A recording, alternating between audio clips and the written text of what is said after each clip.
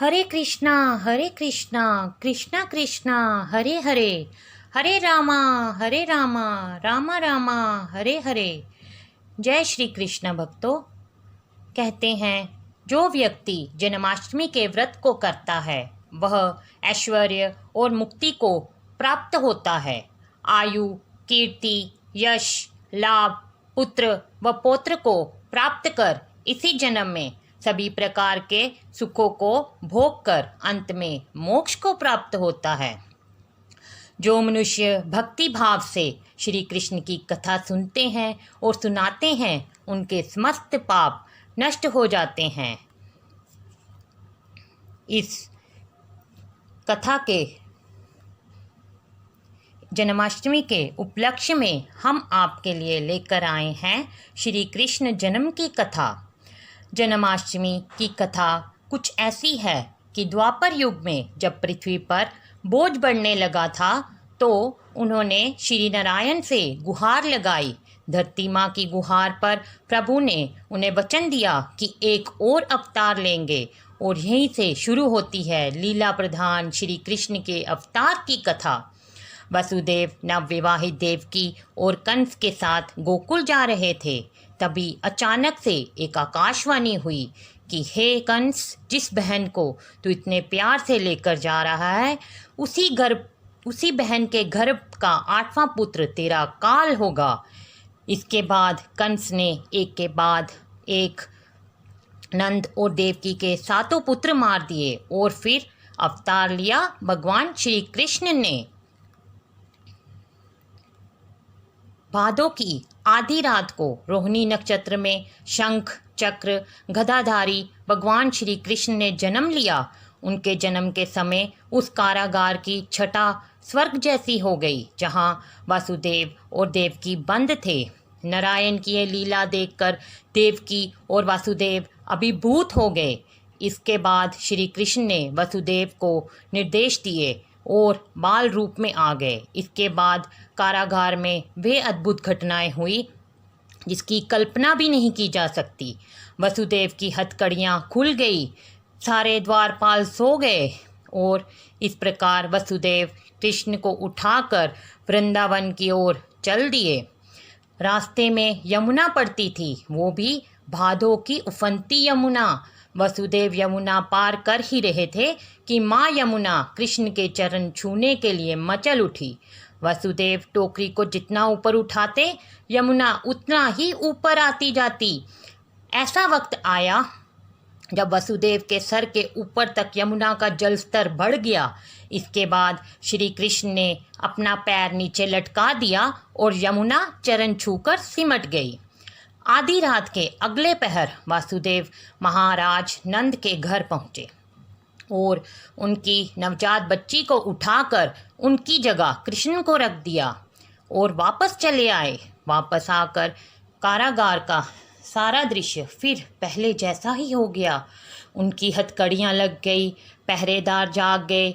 आधी रात के तीसरे पहर जब कंस को पता चला कि देवकी की पुत्री पैदा हुई है तो वे कारागार में आया, लेकिन उस माया स्वरूप कन्या का वह कुछ ना कर सका।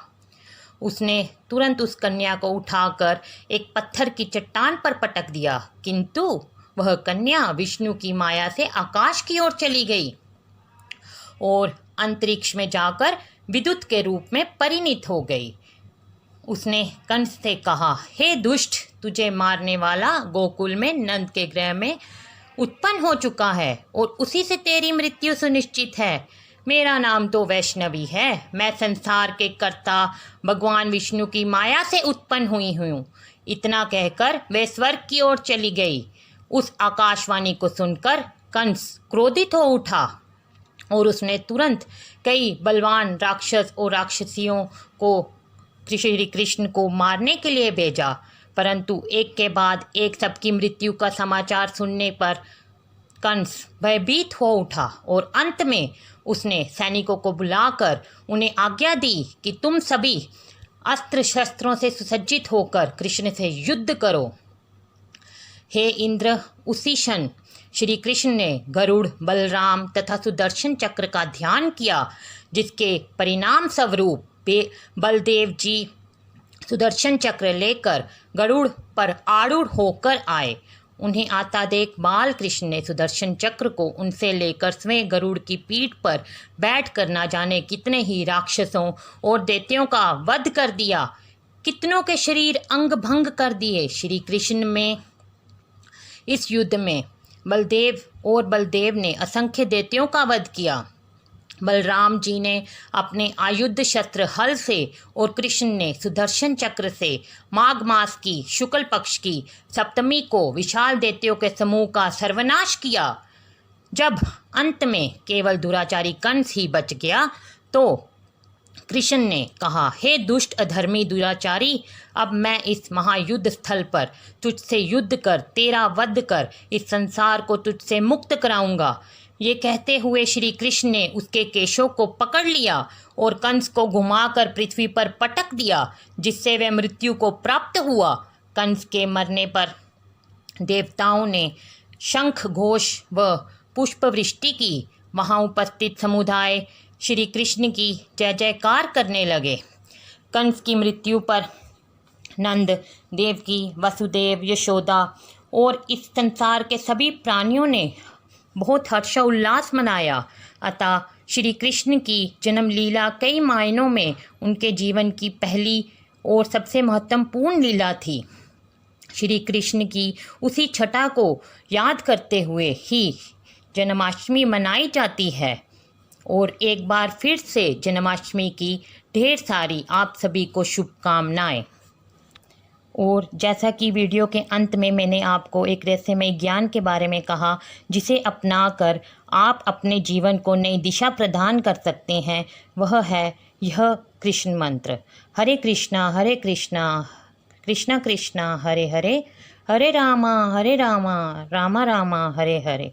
जय श्री हरि। कहते हैं इस मंत्र को 8 बार उच्चारण करने से व्यक्ति के सभी दुखों का नाश होता है और उसके जीवन को नई दिशा प्रदान होती है। ऐसा मैं अपने अनुभव से कह रही हूँ। अगर आपको मेरी राय अच्छी लगी हो तो कमेंट बॉक्स में राधे राधे अवश्य लिखें। और अगर वीडियो पसंद आई हो तो वीडियो को लाइक, शेयर एंड सब्सक्राइब ज़रूर करें। So thanks for watching till the end.